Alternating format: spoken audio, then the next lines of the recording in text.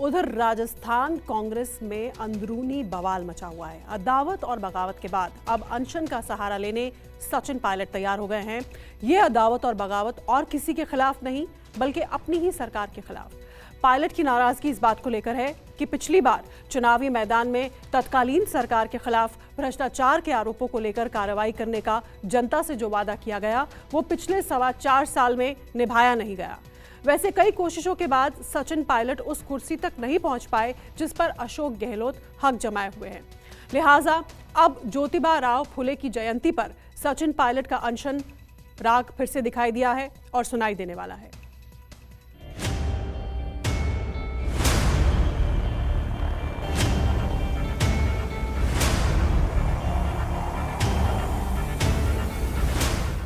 साल 2013 के विधानसभा चुनाव में जब अशोक गहलोत सरकार महज 21 सीटों पर सिमट गई, तब कांग्रेस की उम्मीद बनकर राजस्थान भेजे गए सचिन पायलट ने ही राजस्थान में कांग्रेस का विजय जहाज उड़ाया और साल 2018 के विधानसभा चुनावों में जीत का आंकड़ा शतक पर लाकर छोड़ दिया। कांग्रेस की सत्ता में वापसी हुई, सरकार बनी और सीएम बनने की उम्मीद में पायलट फूले नहीं समा रहे थे। लेकिन राजनीति में जादूगर कहे जाने वाले अशोक गहलोत के जादुई गणित ने पासा पलटा और पायलट को उप मुख्यमंत्री पद पर ही संतोष करना पड़ा। उम्मीद थी कि शायद इस सत्ता काल में पायलट उस सीट पर पहुंच जाएंगे, लेकिन ऐसा हो ना सका। नाराज पायलट अपने पक्ष के विधायकों के साथ गहलोत के खिलाफ साल 2020 में मानेसर के पवेलियन में जा बैठे।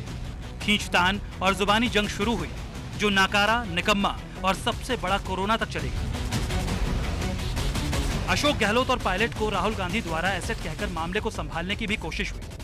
25 सितंबर 2022 को 80 विधायकों के इस्तीफे से लेकर मामला फिर गड़बड़ा गया और सब्र का बांध टूटने पर अब पायलट मीडिया के जरिए गहलोत के भाषण में वादे याद दिलाते हुए आक्रामक नजर आए।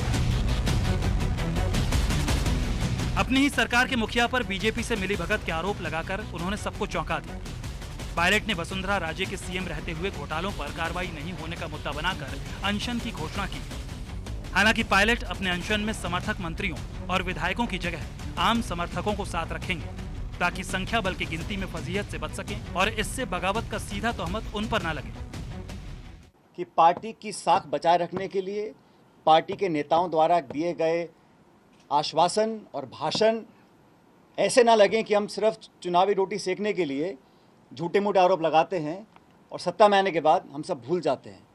तो ये सुझाव भी मैंने लीडरशिप को दिया था, लेकिन अभी तक इस पर कार्रवाई हुई नहीं है, ये हम सब जानते हैं।